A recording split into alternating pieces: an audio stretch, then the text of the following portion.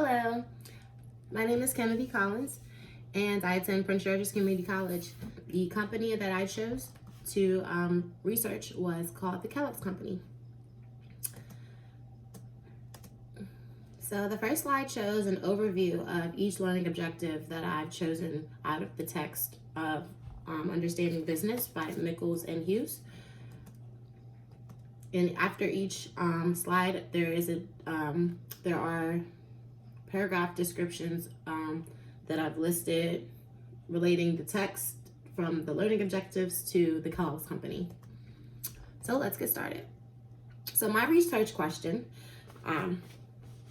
was, how did the Kellogg's Company become the world's leading cereal company?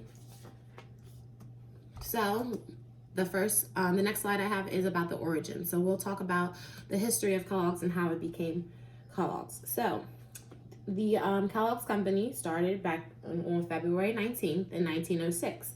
It was began by John Harvey and Will Keith Kellogg. They founded the Battle Creek Toasted Cornflake Company in Battle Creek, Michigan. After this, in 1914, the production of the Kellogg's cornflakes expanded to worldwide. So it became, marketed all over the whole United States. In 1922, the Battle Creek Toasted Cornflake Company changed their name to the Kellogg Company. So here's chapter 1. The learning objective I chose was to describe the relationship between profit and risk and show how business and nonprofit organizations can raise the standard of living for all. So here I have the in-text citation underneath each slide, so that way the information is not stolen. It is quoted from the text as well as from my own words in relation to how it's related to the Kellogg's Company. So in this chapter, I discussed the 3 things that are necessary to create an excellent business environment.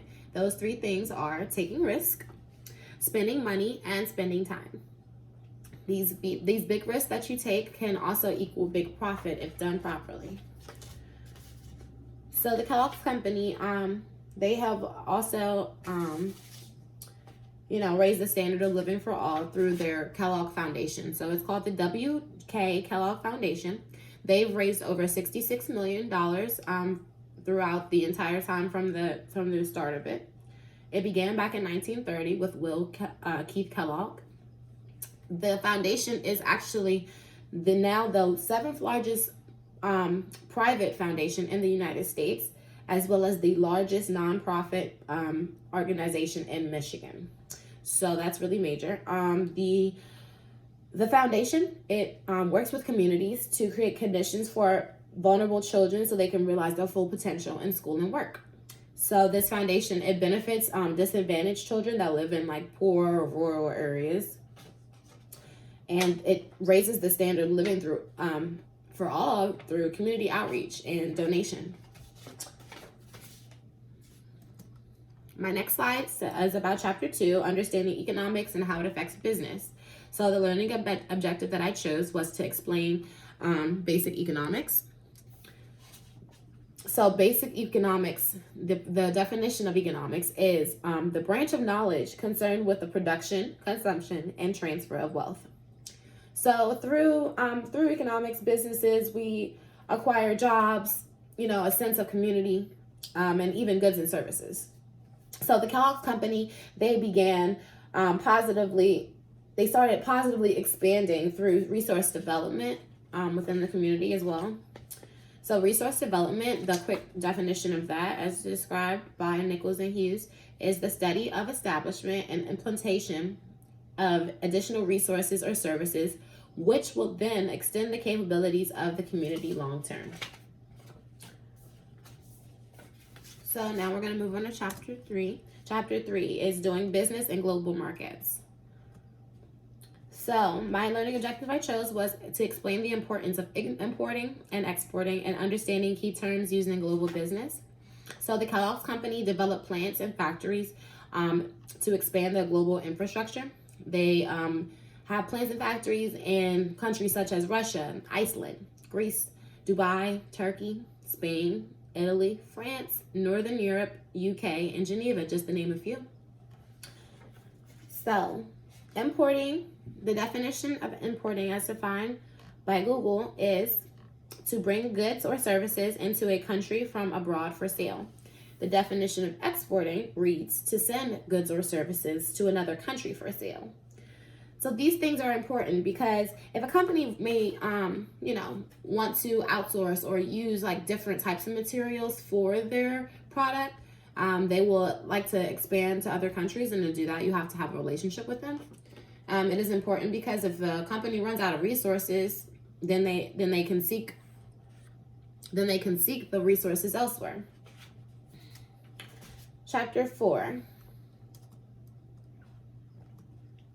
So, the learning objective I chose for chapter 4 was to explain why obeying the law is only the first steps in behaving ethically. So the Kellogg's company was founded on ethics and morals. So while Dr. Kellogg wanted to invent a food that was appeasing to his patients in his sanitarium, which was a sanitarium is a place where Dr. Kellogg used to treat patients with tuberculosis. So Dr. Kellogg, he had this like greater for the greater good idea, and his brother didn't really see his vision as much because he wanted to expand commercially.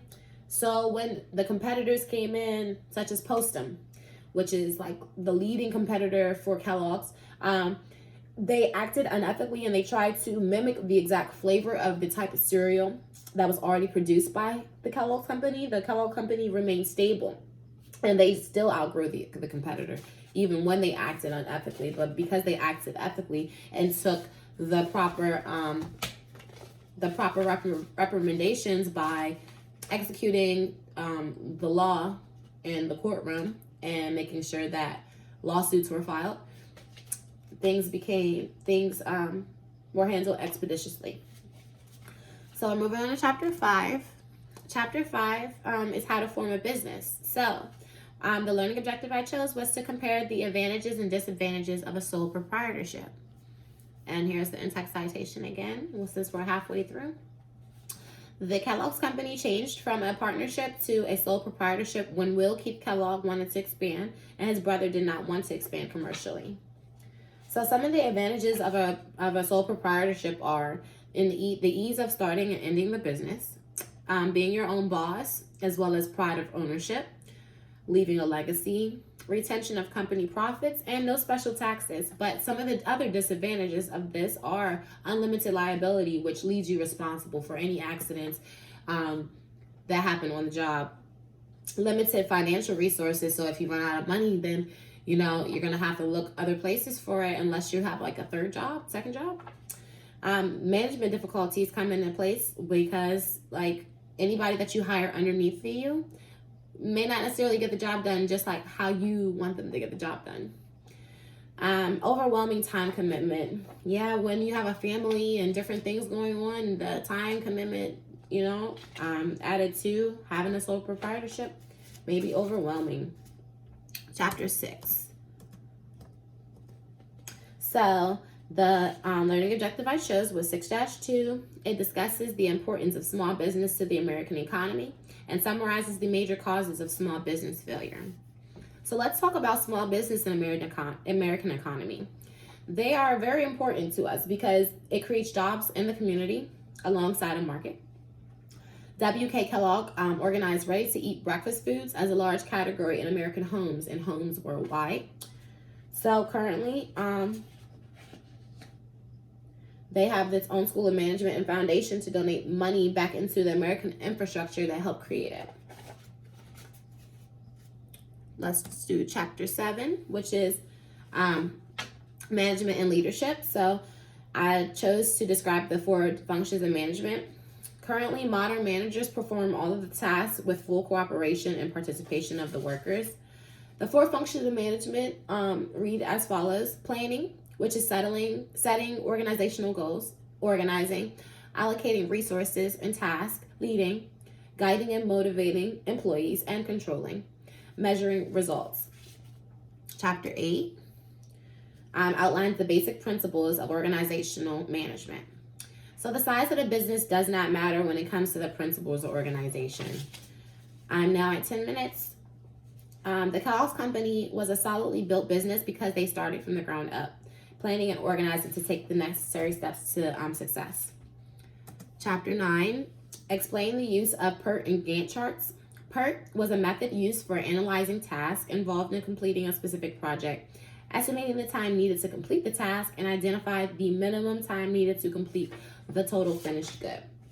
Whereas the Gantt charts enables a product manager to see at a glance when projects are scheduled to be completed and its current status. So these are helpful because certain companies may use charts to keep up with production as well as to report results in annual reports online. Chapter 10. So I chose to show how managers put motivational theories into action through such strategies as job enrichment, open communication, and job recognition. So the Kellogg Company uses Maslow's theory, which is of human needs to motivate their employees. They thank and reward the hardworking employees that go above and beyond for the company. The reward is then presented to the employees to motivate them to work hard continuously for their organization. The advantage of the rewarding program is that it has increased the productivity of the employees in the organization, thus improving its product value and production time. So in conclusion, I have that the Kellogg Company began with two brothers, one of which was a doctor. The Kellogg Company is an American staple in everyone's households and kitchens and can be found across the world. The Kellogg Company has also recently celebrated 100 years of operation. The Kellogg Company is ethically sound and is one of the sole reasons it has grown and it's prospered in American society. The last slide is just an extra. I don't need to go over. I'm at 12 minutes now, but these are just some fun facts. The Kellogg Company produces more than 1,600 foods in 21 countries and is marketed in over 180 countries. The company has allocated $13 billion in sales. It is the number one world's leading cereal company. It is the second largest producer of crackers and savory snacks, and it is the leading North American frozen food company. Here's my works cited. Okay, and thank you for your time.